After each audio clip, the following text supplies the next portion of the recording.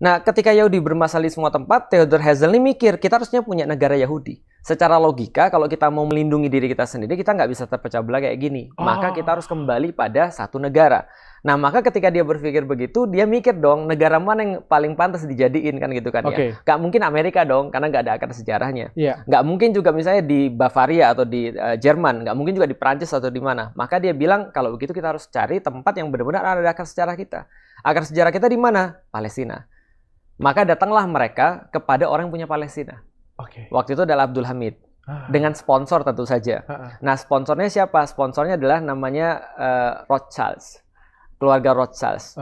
Nah, jadi keluarga Rothschild, orang Inggris, ini Yahudi juga, dia menguasai seluruh sistem ekonomi di Inggris, termasuk perbankan. Nah, maka kemudian Rothschild ini modalin dia untuk bawa duit, untuk beli tanah Palestina kepada Abdul Hamid. Abdul Hamid nolak.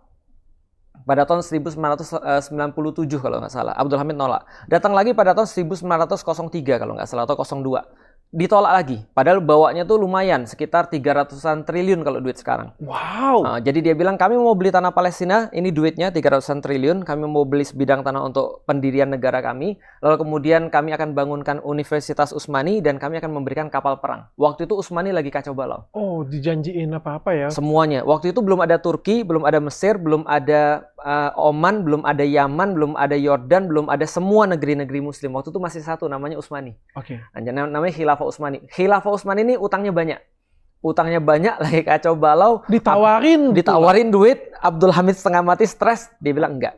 Tanah itu bukan punya saya, tanah itu punya umat Muslim. Kalian pulang dengan duit kalian. Saya lebih baik menusukkan pedang ke dalam badan saya daripada saya menyaksikan tanah itu terpecah belah. Nah, kalau kalian mau, tanah itu boleh kalian ambil gratis kalau khilafah sudah nggak ada. Nah, maka kemudian fokusnya akhirnya berubah orang-orang Yahudi ini. Nah, fokusnya akhirnya pada gimana caranya khilafah nggak ada.